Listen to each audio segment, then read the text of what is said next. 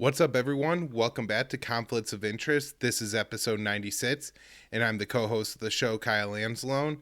And co-host today is Will Porter. Will, how you doing, buddy? Doing great, Kyle. We got a great interview today with our friend Jose Galison, the host of the podcast No Way Jose, and also a active duty military member who is, like us, anti-war and non-interventionist, and he's going to be leaving the service soon. So we'll be talking to him about his reasoning for that and his views and his show and all that. Right. I'm really excited to have this conversation, Will.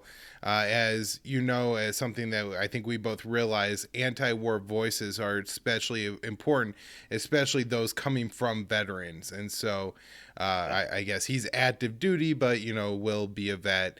And to be able to talk to him about his experiences and what the military is like, you just carry a certain extra credibility. And so I'm really excited for this conversation today, and look forward to it. People, make sure you share this show. I think it's going to be a great one. You could find it on the video versions on YouTube and at Odysee. Audio podcasts are up everywhere people listen to podcasts. The social media accounts, Facebook, MeWe, and Twitter. Be sure to share the show and the clips we put out from there. Also support the sponsor of the show, Paloma Verde. PalomaVerdeStore.com is where you go to get your quality CBD products. No more head shop gummies. They say they're 175 milligrams. You got cut it up into a bunch of pieces to actually make it work in medicinal sense for you. Here they send you soft gels, extracts, topicals, lotions, tons of different ways to get your CBD buds in medicated, measured out amounts that are lab tested, and they work the same for you every time. So it's absolutely fantastic. You could count on your CBD product to help you with whatever you have, whether it's different kinds of pain caused by inflammation, insomnia, or other mental health causes. Will's a fan of the melatonin infused products, both the extract, which is a little bit harder hitting and fast acting, and also the soft gels, which come in little capsules just like a vitamin, easy to take. You know how they impact you. So PalomaVerdeStore.com, promo code PEACE when you check out. Again, PalomaVerdeStore.com, promo code PEACE when you check out. And Will, let's get into the interview. All right. Hey, Jose, how's it going today? Good, yourself? Doing pretty well. Will, how you doing? Doing good. How y'all doing? Good. Go ahead, Will. Oh, sure. Yeah. I want to jump right into it. I want to get into some of Jose, your background, some of the stuff like how you came to your political views and all that. But first, the reason we wanted to have you on is you had this tweet that you kind of outed yourself as, like you said, outed yourself as a Fed or as a active duty member of the military for 11 years, and I think you said you will be getting out soon. You won't be re-enlisting, and so I just wanted to kind of get into some of that. Your time in the military, how that's kind of interacted with your political views. Foreign policy and war and stuff is sort of like the main thing that we focus on. And, I think when it comes to talking to people about those things, like, members of the military often are the most persuasive people. So maybe we could just start there. Like, how did you wind up in the military? What made you want to join? What branch? The floor is yours. I ended up in the military because I messed up college hardcore. And I guess me growing up, it was always in my head that I was either going to go like the scholar route or the warrior route. So I was either going to go to school or I was going to go do that. And I didn't see any problem with that. That's kind of a natural outlet. I was always a smart kid, and I was always like a very active and strong kid. I played a lot of sports, wrestling, martial arts, all sorts of stuff like that. So it's kind of there were like two paths that were kind of open to me. And in my head, I messed up the scholar route, and so it was like I was going to go the warrior route. And so I messed up college, went that way. It wasn't entirely just because I messed up college, just because like I said, I already in my head knocked out that like scholar route. Like I didn't want to just go do what I thought was kind of a lowly thing, which would be just, I don't know, getting some job somewhere and slowly working up through the ranks or whatever. Instead, I wanted to kind of cut through and jump ahead, break away from home, leave the nest, all that kind of stuff. And so that's what ended up with me in the military. And at the time I was kind of more like you could probably call me a centrist in the sense that I didn't really even have much. I was kind of like a conservative-ish Fox News type. Didn't really have strong beliefs in that way. It was just kind of, I watched the news or listened to my parents, and just kind of generally that was the stuff I believed. It wasn't like I had any strong convictions, and that was stuff that came along later. I think I kind of answered all that. Yeah. How old were you when you joined? I was 19 because I went to I messed up college big time. Like I said, I was a smart kid. I had a scholarship to go to college, but that was actually my problem. I was like the kind of kid who like I always did really good in high school and like didn't have to study at all, and I would just like ace every test and didn't ever like, I'm not gonna lie, I kind of almost half the time didn't do homework just because I knew I could skate by on my like test grades. Right. So Right. so when college came around, I actually had to put in work, and I kind of crashed hard. Also kind of went down like the drugs and alcohol type route and had a lot of fun. So I basically got a paid for semester of fun. So because I didn't have to pay anything, but once I realized the scholarship was going to dry up, I was like, yeah, I'm not paying for this. I know I'm not going to take it seriously. Right. Which, I mean, that's a whole other conversation with the public education system. Yeah, no doubt. I've had my own journey through that. And just to clarify, was it the Air Force that you joined? Was that the branch? Yes. Yep. Yeah. Okay. So, I want to preface this real quick, just kind of as a caveat that everything I'm saying here, not that anyone would ever interpret it this way. I'm saying this as me and not as some representative of the military, because I know Right. that's one thing where, I can get myself tripped up there. I'm not saying in any way any of these are views of the military. I mean, you kind of have to be an idiot to think that, but just throwing it out there just in case. You never know what kind of shit I might get in. Yeah, and we'll be sure to put a disclaimer in the show notes page that says the same thing for people who have trouble listening but will only read something. You have that right there. So I'm just curious, did you have any interaction with like recruiters, or was there any particular reason that you picked the Air Force? And did you feel like military was your only option once you messed up in college? You didn't feel like, you go be a carpenter or do something else? I mean, I don't know if I necessarily it was my only option or I felt that way, but in a sense, I sort of felt that way. Like I knew I could have gone to gone back to school. Like I actually had a fairly sort of extensive background in like construction stuff because I did that all through high school with my family. So I actually knew how to like frame houses and stuff at the time. Funny enough, I'm actually terrible with that stuff now, but it's because during my time, in the military, I haven't done any of that. So, you lose those skills. But yeah, no, it wasn't necessarily, I thought that was the only thing. It was kind of like, for me, like I said, that was in my head, that was like what I need to do. I needed to have a career. I needed to go do something to, I guess in a way I kind of looked down in a sense on those kind of things. Like, if I went to go be a waiter somewhere and, moved up through the ranks and became like an assistant manager or whatever, to me, that was just kind of like, oh, just some podunk, crap at my hometown. And now, if anything, I look back and I'm like, I wish I'd done that. Like, and it's also too, like, you're going to have to stay at home for a while if you do that. And for me, like, it was like it's probably a whole other conversation with young men. And I've had this conversation, I think, with Patrick McFarland before. We talked about this, about how, like, it's ingrained in men that we just feel like we need to leave the coop, immediately. Yeah. And so, like, if anything, I should have probably stayed at home, should have, done that route in retrospect. I mean, yeah. Was there more to that question? I kind of zoned out there. I think I answered. Yeah. Any experience with recruiters and why the Air Force? Oh yeah, why the Air Force and recruiters? I mean, I don't really have anything significant to say about recruiters. I mean, they did kind of scam me a little bit, and that kind of goes into why the Air Force. I was going to join Marines or Army, but my stepdad talked me out of it because he was Army, and then I also knew other people who were like Marines and Army, and they're like, don't do that. Like, that's dumb.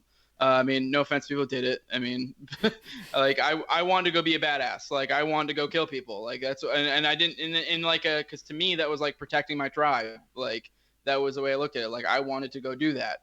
Like it was something valiant to me essentially. So that was what I wanted to go do. And so that's why I wanted to go like Army and Marines initially. And then I had family and friends talking to me like, don't do that. Like if you're gonna do it, they're like, at least go be like Special Forces or something. Like. And so that's when they like talked me into going like Air Force, and I tried to get into Special Forces, and I kind of did. They got me a job that was like sort of Special Forces, and then come to find out later, I kind of like the recruiter kind of gave me a false interpretation of what it was. Like he was like, oh, this is something you can craft towards combat. And then later I found out that was kind of nonsense. It was still a really hard job to get into. Like, I ended up failing out of that. So that's kind of a common recurring thing in my life. But I mean, whatever. I'm kind of glad I didn't now in retrospect because I don't feel like I would have been too happy with that job. But yeah, I failed out of that. That was why I went Air Force, because I wanted to do like something like special forces related. And they were like, also everyone was like, go Air Force. That way you're treated better. Because like basically Air Force, Navy, Coast Guard, they're treated way better generally than Army, Marines. So I mean, it's true. When you say treated better, for people who don't know what that might mean, kind of explain what you mean. I mean, just better facilities, better. I mean, I don't even really know how to like. I don't know, like they're more like a lot of. I mean, I'm kind of also talking from my perspective, but just generally when you deploy or when you're on TDYs, the places you're at are better. Just in general, just a better standard of living, essentially. The overall, I don't know why it works out that way. I mean, you're also kind of generally further away from the action because Air Force, you're generally working with planes. Navy, you're generally working with ships, so you're a little bit more distance from the action. Whereas, Army, Marines, you're kind of like in the shit, and even if you don't have like a combat job, you're probably somewhat near it. Whereas, like being military, or being not military, being Air Force, like being with the planes, the airplanes are multi-million-dollar assets, so those are generally pretty well protected. And so if you're in the general vicinity of those, you're probably not in that bad of a spot, Right. Right. And I know there's certain details maybe you don't want to get super specific on, but could you get into a little bit? Are you comfortable talking about just generally what job you had there? What did you do? Generally speaking, I'm an aircraft mechanic is what I ended up getting because I failed out of that one job that was like a sort of special forces thing. And then I ended up becoming an aircraft mechanic, which, I mean, I enjoyed. I still enjoy. If anything, one of the big things now is that I'm higher in rank. It's more like it's more bureaucratic and political and just red tape. And it's like I'm not really even able to do my job as much. It's a whole nightmare dealing with people. And then I feel like the way people are treated in the military, I'm generally not a fan of. I mean, but yeah, I know people get high on their authority or perception of it. So yeah. So we're, I'm guessing, about the same age. You said you're in about 11 years and signed up at 19, so about 30. So experienced 9/11 about the same time, and certainly the culture that came along with that. Airports clapping for soldiers getting on and off the planes, or baseball, football games, whatever. Did the 9/11 or did the culture that followed have any impact on you choosing the military, do you think, or was it just more like that was the option available to you at the time? I would say 9/11 probably played a big part because, yeah, me and you about the same age. I'm 29. I'll be 30 in a couple months. Yeah, I don't know. It played a big part because it was definitely formative in a sense. I was actually talking about this the other day. It was actually kind of weird that I remember as a kid, we were about the same age. If anything, the thoughts that I thought when that was happening is, don't get me wrong, I was like, this is awful. But it was kind of like also like I'm halfway across the country. So for me, it was in a weird way kind of no different than seeing some awful stuff happen in like Cambodia. I knew it was bad, but it was like, what does this have to do with me? Yeah, I had the same exact experience. I was in St. Louis, and so I had never been to New York City before. And New York City, for all intents and purposes, could have been Kabul. I mean, I don't know where that is. I guess the idea that they are Americans, they fly the American flag, eventually came through. But that same thing with my initial reaction. I remember I wasn't even scared until some kid, and I won't say his name, but I do remember who it was saying it in the line at lunch, talking about how the Nets target was going to be the St. Louis Arch, and that's like when he got like a little scared because they brought it home for you. Just some kid talk. Why would they bomb the Arch? But that's what I was worried about as like a fourth grader. So yeah, I'm sure it has to have an impact on you because it impacted us so much. Will, anything else here? Yeah. So like you say, when you joined, you kind of, had more or less maybe, normal motivations that a lot of young men might have, that, you want to see some action, you want to fight, that kind of stuff. However, it seems like at some point in the military, somewhere along the line, you came to sort of these, I'll let you define your own, political views, but like generally libertarian kind of views, as far as I understand. Could you talk a bit about how you kind of arrived at those views while in the military? Yeah, I mean, there's not really too much crossover. It's kind of something I did on my own. It's not like they really affect each other. If anything, it was like the conclusions that were drawn from some of my beliefs are what influence what I'm doing now. But I mean, just so everyone knows where I'm at now, I would consider myself a ANCAP, really more specifically agorist. So, Okay. I mean, anyone who knows those knows the implications. Like, I'm a non-voting anarchist. I don't necessarily believe it's immoral to vote. I just think it's kind of useless. But you know, that's kind of where I am. So that's how far down the road I've gone. But yeah, I mean, how I came here though. I mean, when I joined, I was kind of just a generic conservative and I kind of had like light-ish sort of Ron Paul influences. I always thought he was kind of cool. So over time, I feel like I kind of became more of like a conservatarian. From there, I became more like, I don't know, libertarian-ish. I know I kind of like went down. Basically, I went down like the Ben Shapiro rabbit hole, and then I went down the Crowder, and then I went down the Rubin, the Dave Rubin, and then eventually, after a while, then I kind of started listening to Rogan. Not that Rogan's necessarily like he's whatever the hell his guest is. But, you know, he kind of introduces you a lot of interesting figures. And I think Dave Smith was, I feel like if I remember correctly, I heard him on Rogan. And at that point, I'd already been kind of like listening to Rubin. So I was kind of that like minarchist, like kind of blue pilled-ish, libertarian-ish kind of spot. Yeah. And then I started listening to Dave Smith. And I was a pretty hardcore minarchist for a long time, listening to Dave Smith and probably at least a year and a half, maybe 2 years, listen to Dave Smith. And he would always talk about anatomy of the state. And that was always one he hammered away at. And then I just finally went ahead and read it. And then it's kind of like, it was like the red pill moment. Cause it was like, the thing for me was at that point, I'd come to the point that I completely understood that government as an institution and just in general is immoral, but I was of the belief it was necessary. And so that was like the last final thing I was clinging on to. Like it was a necessary evil. Like, and it was just like, I didn't want this, but it is what it is. This is what we got to have, you know, or else everything goes to shit. And then I read Anatomy of the State, and it was kind of just like really, Rothbard does a really great, he does a great job in that book of showing that like, no, this is doomed to fail. No matter how you do it, it's going to go to shit. Like it's going to fall apart. Like you can be like, oh, well, the Second Amendment, there's this or that. But it's at the end of the day, like, you know, like what really happens? Like you're slowly losing freedom. And it's like you're not just going to magically have these words on paper that are going to make this thing happen like you want it to do. So it's just a failed, doomed thing to begin with. So, yeah. Yeah, absolutely. And yeah, I know under that sort of Rothbardian tradition, often we do see war and peace and war largely as like, you know, one of the worst things the state does. It's where they spend the most money. It's where they seem to be violating the most rights, the most property rights. So yeah, it seems like there is a pretty strong intersection between those two things.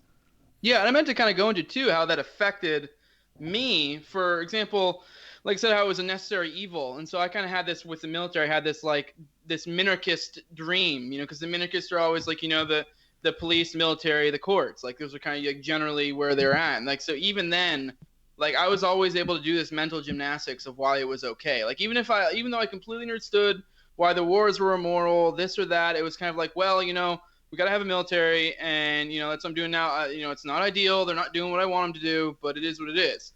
And then, you know, once I had that, like once I jumped from the fence from minarchist to anarchist after reading Anatomy of the State. Like once I realized that just, you know, government as an institution is not tenable, that was when I was just like, there's no justifying it. I mean, maybe from like a bleed the state type perspective, you could maybe justify some military service, but like, you know, for me, like I said, I work on the planes. So like the planes that I work on are literally the planes that would refuel the Saudi jets, you know, in Yemen. So it's kind of like, it's kind of hard to justify that. Now, if I've been folding towels in like the base gym, it's kind of like, or if I was working in the medical clinic, it's kind of like, I don't know, you can probably still manage some sort of mental justification, since really at that point you're just bleeding the state with inevitable demise if you're looking from a collapsitarian type perspective. But yeah. I mean, if you're like in any way actually involved in it, like there's kind of almost no way to justify it at that point, you know? At least that was the way I saw it. So. Right. And that was something that you had pointed out in your tweet, specifically was what was happening in Yemen and those planes in particular. Do you feel comfortable saying like about what time like that became like so apparent to you that like you were like playing a part in something that was immoral?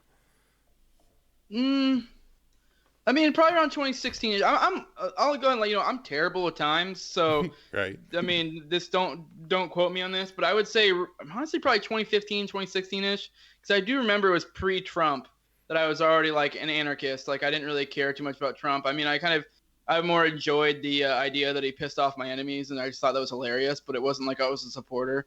But I mean, that's where I was at. So yeah, probably around 2015ish, I think, is when that really kicked in there. And it was, yeah, I mean, it is what it is. So I guess it's kind of been a long time, really, now that I think about it. Yeah. Okay. And that was like, for the most part, the deciding factor, or one of, like, the straw that broke the camel's back of, I need to not be a part of this anymore. Yeah. I mean, another thing too is, I mean, I'll be completely honest. I mean, I'm a big fan. I mean, a lot of people have probably read Sterner, and I kind of have a lot of the same thoughts there. At the end of the day, like, this may be horrible. A lot of people think it's bad. At the end of the day, I put, like, say, my family and stuff before my morals, if you will. I know that sounds bad, but I had mouths to feed. I mean, I know that's not the greatest justification. It is what it is. So, like, there, to some extent, I didn't really have much other options. The military generally doesn't do the greatest job of preparing you on the outside. I mean, don't get me wrong. I mean, I have nobody to blame but myself, but I was always of the opinion that I was going to do the full 20 and get out. And then just, so that's why I didn't really prepare myself to get out, because I was just like, I'm going to retire here. But yeah, I forgot where I was leading with that. I had a point, but whatever. No, I think you made the point pretty well. Yeah. When it comes to deciding to leave, is that something that you recently came to, or is that something you've been thinking about for a while? Like, and I don't know how much detail you can get into about that process, but is that is it a pain to try to, or could you describe that a little bit? I mean, for me, I've wanted to do it for a long time. It's just a matter of, like, the way it works in the military is enlistments. So, like, I could always technically, I know you can do a conscientious objector and get out, but it's a whole pain in the butt. So, but yeah, I mean, pretty much it was like a waiting for my enlistment to be up type thing. And, like I said, I'd been wanting to for a while. It's just now I'm at a point where I have a side gig, and, like, it's doing fairly well. I mean, I'm not gonna lie, it's still a little bit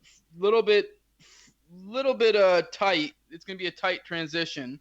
So, yeah, I mean, it was more just a financial thing, really. I know, like I said earlier, it's kind of shitty to be like, I'm doing it for that reasons. Everyone likes to think you can just magically walk away because I decided to, have certain morals or whatever. But, if I was a single guy, sure, I don't care. I'll live under a bridge. But, when I got a wife and kids, it's a different story. Right. But yeah, so I forgot. What was the question again? No, just sort of just the process of getting out and sort of when you decided to do that. Yeah, no, now, like I said, again, I'm just a little bit more financially stable on the side. It is still a little bit tighter than I'd like it to be. So, yeah. Yeah. So with that, if you're here, go subscribe to my podcast. Right. Yeah. I did want to give you an opportunity to talk about your show. No Way, Jose. I think you guys got like 50 episodes out. But yeah, I guess this is as good a time as any if you want to tell people about that. Yeah, no, I have the No Way Jose podcast. When I first started, I generally was focusing on just, like, cultural topics and how they intersect with liberty. After a while, I'm glad I didn't, like, choose a title that was specifically towards that, because I feel like sometimes you paint yourself in a corner, that can be a little bit rough. And if I had done that, you run out of topics after a while. So, I mean, now I just kind of cover whatever I want to do. Yeah, I cover all sorts of stuff. Just generally my thoughts, philosophy, politics, whatever, what have you. I'm all over the place. If you are basically somewhere in the same spot as where I am, think of myself as a bargain brand Dave Smith is probably the best way to put it. I don't know. That might be the best way to put it. So yeah, go check that out. It's on anywhere it's on YouTube. It's on anywhere the audio podcasts are at. Also, I want to get on Odysee eventually, but I'm lazy and don't want to have to manually update everyone. So if you go subscribe, I'm like 100 out from hitting 300 subscribers. And once I do that, it'll manually update or manually sync the channel. So that'd be cool. Yeah. Also, go give me money. Patreon.com/NoWayJose2020.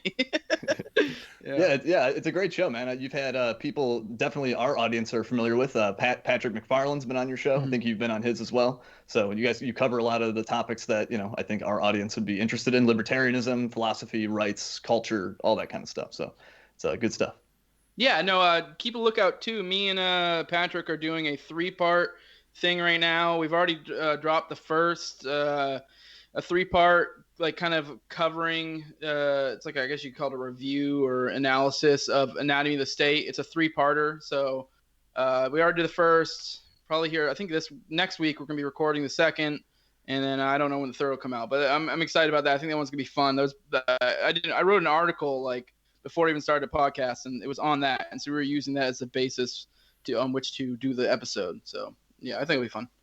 Nice. Awesome. Yeah, Pat. I just had Pat on the show last week. He's a great guy, and he just had his article published at the Libertarian Institute on the independent media amplifying the Uyghur genocide claims. I'm curious. So you've been doing this podcast for several months now, right? Have you had any like feedback from people in the military, either positive or negative, or I worked in a school before I went full time doing this, and so I just didn't like tell my coworkers about this at all, and nobody knew about it. And like, I understand if that's like the position that you had to be in too. Yeah. I mean, I don't normally tell people that because I honestly don't like being the guy in real life that's like, go check out my podcast. It's one thing online if I'm like promoting it, but it just feels weird in real life. You're like, hey, I go check out my podcast. It has been really nice for social media having a podcast. Is there be a lot of times where someone tries to get an argument with me on social media about one topic or another, and I can just be like, go check out this episode. It's a good way to get out of arguments. But yeah, for my like real life like friends in the military, I mean, only a few of them watch it, and I haven't really got much feedback, but I think most people know where I'm at. My tactic is I try not to be in your face about it, but I'm also not apologetic about it either. Most people that know me know I'm an anarchist. I don't hide it. I mean, usually that'll lead, like, if people ask, like, it'll lead to a separate conversation, and I'll explain, like, I know I'm not some, like, go burn it all down. Like, I just don't think any of this is tenable. So, like, and that leads to other conversation. I don't normally, like I said, get in their face about it. It's just one of those things that if they bring it up, I don't back down, just kind of do it very lackadaisical kind of. I feel like that's kind of one of the better ways to go about it too. So. Right. Yeah. And sort of based on your experience, like in other people in the military, are these ideas conducive to them, or is it all right-wing conservative stuff, or is there, I mean, I know Ron Paul got like, his most donations from like active duty military people, but just in your own experience, have you met, is there anyone else that you know there that has these kind of crazy views? Yeah. I mean, I probably may think of one or two that would consider themselves anarchists, but I know a lot of people who consider themselves libertarian or libertarian-ish, and I do feel like that it is conducive to a lot of people in. It's one of those things that when I have these discussions with people, they generally will agree with me the whole way through, and then they'll just kind of get to that point of that like cognitive dissonance, and like, well, here I am. It's just they just won't admit it, like like this is wrong or whatever. They're just. It's kind of this like, well, if we just, do things better, that'd be cool. Like, well, we're not. Right. So, I don't know. I mean, I do find it to be conducive. It is generally, I would say the demographic of the military is usually like conservative to like center left. And I feel like those are generally pretty easy people to talk to in that area, at least for me. I grew up in the country too, so it's pretty easy talking to conservatives. So, because I mean, I can make the anarchist case from a conservative perspective, so pretty easily. Right. Yeah, that's something that I think Scott Horton makes this point a lot, that like, on a lot of these issues, like libertarians are better conservatives than the conservatives, and we're better like leftists and liberals than the leftists and liberals are on a lot of these issues. Like, I think our job is sort of just encouraging them to be more, to embrace their own principles more closely, be more consistent about it. Often you can push them in a more like libertarian direction, I think. Mm-hmm. If you're talking to somebody, and maybe it's different for you being active duty, but if you're trying to talk to somebody who is maybe active duty or a veteran about libertarianism, would you lead with like the foreign policy stuff? Would it be, or would you lead with another issue? Maybe the cognitive dissonance is harder to talk. From people you met, do you have a idea of what path would be better? I don't know. I don't know if I necessarily think it out like that. I think generally I just take what comes, and I honestly normally am not the one who presents it. What'll happen is if someone brings up something, I may be like, oh, well, I disagree, or I'll be like, oh, I don't know about that, and I'll say it, and it'll be one of those things where like, oh, okay, and then I'll go into it. It doesn't necessarily always have to be foreign policy. Like I never am really one to evangelize, because I feel like that comes off weird, especially if everyone knows kind of where you're at. But a lot of times, if someone brings it up around you, I'll have the discussion. I feel like with the military, I would say, generally speaking, I probably try to stray away from it a little bit, at least initially, and then maybe go into it, because it is one of those things that can scare people off, because it is one of those things where, it freaks people out at first when you go into it, because it is like nowadays, like there's no, I mean, when I do get these discussions of foreign policy, there's like no justification. They're generally speaking, very few of them are like, they're not like the Rick Castley types that are like have some whole drawn out, convoluted explanation for why they did these things. And most of them don't really know these foreign policy things, and like, who did what or this or that. And then like once you start dropping these bombs, we're kind of like, oh shit, like really, like, and they don't know what to make of it. The really is, a lot of it's just ignorance. A lot of people just don't know these things. They just took a job thinking like, I'm going to do something good. And, it's, I mean, I mean, for people interested in the topic, go check out my episode with Shane Hazel. We talked about this a lot, and it's just kind of like, I feel like the military has a knack for kind of adulterating a natural aspect of masculinity. So like, I think it's completely normal for men to want to protect their own. I mean, and I feel like it's like in a true free society, we would have protectors like this. We would have something akin to cops, akin to police, probably obviously very much different in a lot of ways, but kind of fulfilling the same function in a lot of ways. But it's, I don't know, the way they do it's very different. There's no outlet for a pure expression of that masculinity, if you will. So yeah. Right. I said a lot there. No, that's a very interesting point. Sort of subverting just like a inborn trait of human psychology, of that protector drive. So I don't know if you're following the news today, Jose, but we have at least a report that it looks like out of Afghanistan by September 11th. That's what Joe Biden is saying now. A part of that report is he said it wasn't going to be conditions based, so maybe it'll actually happen.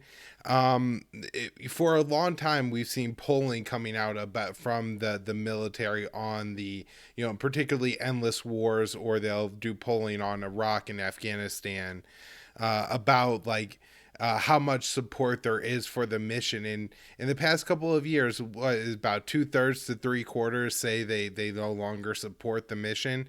Can you give any sense of, do you think that's the case? That do people really believe in these wars? Do they really want to fight these wars? Are people generally concerned about taking out terrorists, or is it mostly just doing a job? And is there any, I guess, people who are actively upset that they have to fight these wars? I would say the 2/3 is a low number, to be honest, if I was going to guess. I really feel like I don't know really many people at all that have any sort of justification for any of this stuff. I do think there are a sizable amount of them who are like, I want to go kill the bad guys. But the problem is that once you have this discussion, they will readily admit that, well, we aren't killing the bad guys, or the so-called killing of the bad guys is only making problems worse. Like, so in their head, like, we're not doing it the right way. I mean, so like, even from their perspective. So not many people that I know of justify it at all. So I mean, especially once they get pressed on it, I don't see anyone really having any sort of drive for these things anymore.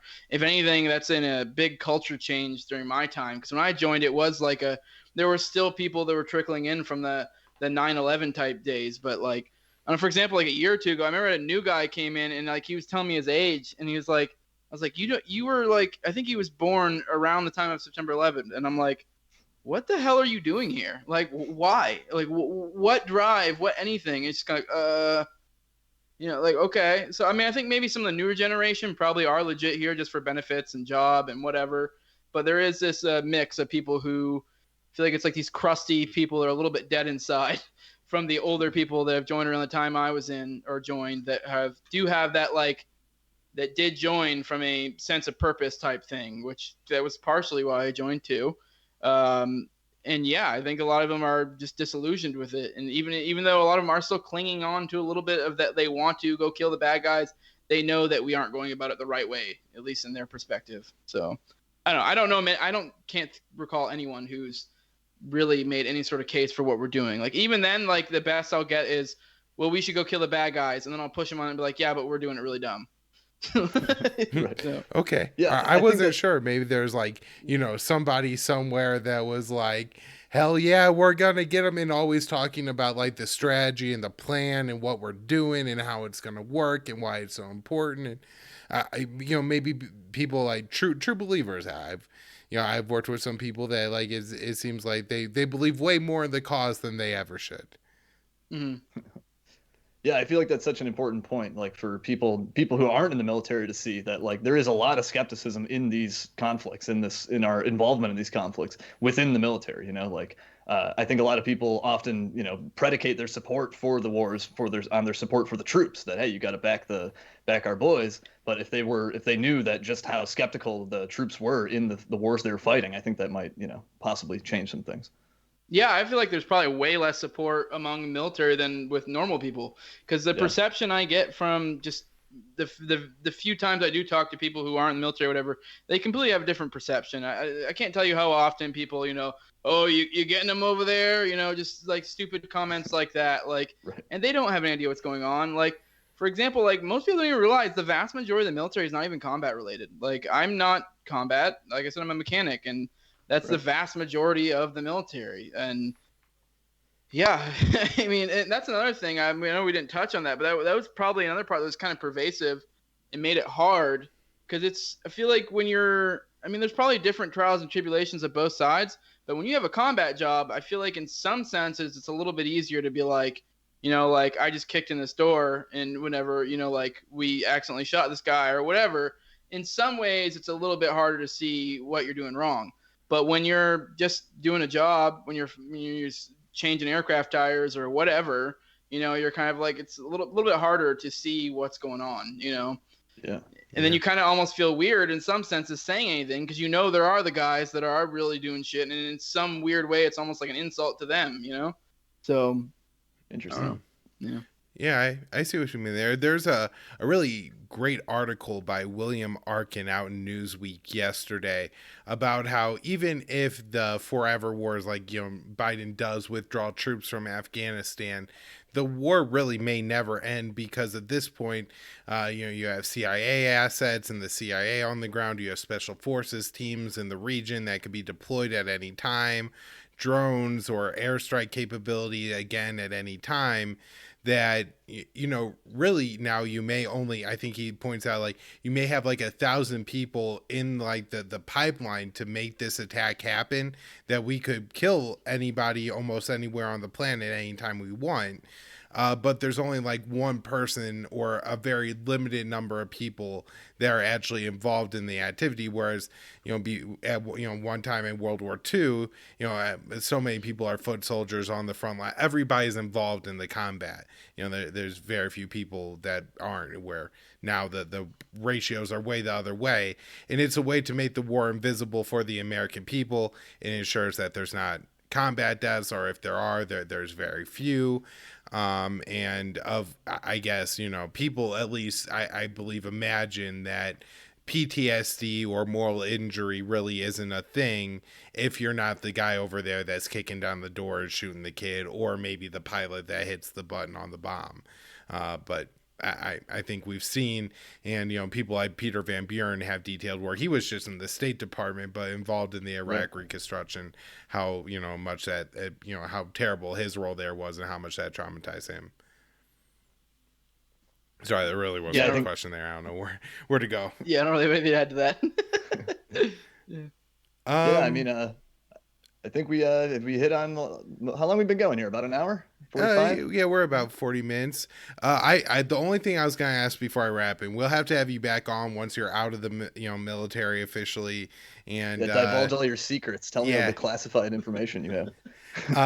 We could talk maybe in more detail about what's going on and everything. But is there any, like, a lot of guys I've talked to have like a particular story about a huge amount of waste happening in the military that they saw, whether it was like they had bombs and they just had them, and so they had like fire them off at the test range for no reason, or deploying weaponry to a certain area and then just sitting there and going to complete waste. So I was just kind of wondering if you had anything like that to share with us before we wrap. Oh, man, if anything, that's an all the time thing to the point where it's not even noticeable anymore. Like, I mean, being a mechanic, I repair the aircraft. So I can't tell you how many times I've, swapped a part and then I look at because like we'll go through like what's called supply and we're able to look up the stuff and how much this costs.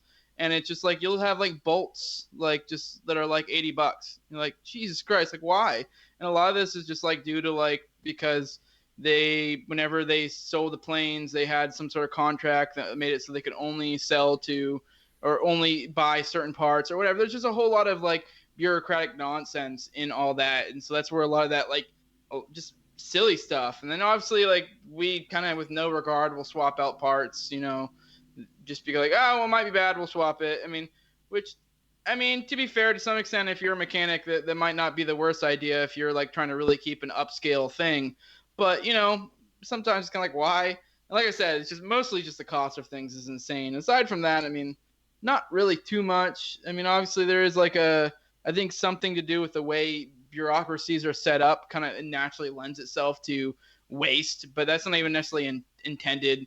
Like, I can't tell you how many different like meetings there are for this or that. And like, yeah, the higher up you get, the more you start seeing like how this really is socialism. Yeah. I remember reading, I think it was an article from ProPublica on I believe the Air Force and how poor they were at like tracking parts and having parts for the planes when they needed them. I don't know if that was a particular thing that you face on the planes you were working on, but like a year or so ago, there was one time where they had a whole bunch of F-35s down a particular base to do test flights, and they could only operate like 8 of the 23, I believe, and they had like cannibalized all the other planes to keep those operating, and there was just such huge amounts of problems with that. And in fact, I believe when there was that terrible situation in the 7th Fleet where I think it was a F-18 ended up hitting one of the mid-air refueling planes and killing quite a few people, they point to part of the problem with that is people couldn't get enough flight hours because they didn't have the right parts for the planes. Yeah, I don't really have anything to add to that. Yeah, there's a lot of ways for sure. The F-35 program in and of itself is a giant fucking waste. But yeah, I don't know. But that's kind of how it goes though with all these planes. To be fair, to some extent, it's hard to tell like if this would be something that would happen somewhat in a free. Obviously it wouldn't. A lot of it, but some of it might happen too. Some might be being a little bit unfair because what happens with a lot of these new jets, whenever they have new jets come in, is they'll have issues initially, but over the years they'll start to smooth it out. They'll develop better maintenance practices. Obviously, we know the free market would work better, but some of that is too like I don't know. It's kind of hard to tell how much of that is due to just the natural like having a new product, and also just being that, the bureaucracy of the military in general fucking everything up. Yeah, no, yeah. That's a very fair point. I know like with ships, when you're building a large ship, a lot of times the first time you put it in water, the hull like moves around and it leaks or has problems. And so when it happens with the military, everybody brings it up. But I'm sure every time they offload a new giant cargo ship, it happens and they still make a big deal out of it. But Will, anything else before we wrap up here? No, I was just going to ask Jose to plug his show again if you would like. Yeah, I'm sure he does. where people could support you, find all of your work. Any plans you got coming up here? Not anything major plans. Like I said, I got the podcast No Way Jose. It's on YouTube. It's on everywhere. It's also like audio everywhere audio podcasts are at. If you want to get my episodes early, you can hit me up on the Patreon at No Way Jose or patreon.com/NoWayJose2020 because somehow someone else had No Way Jose already. So No Way Jose 2020. I definitely would appreciate the help. I finally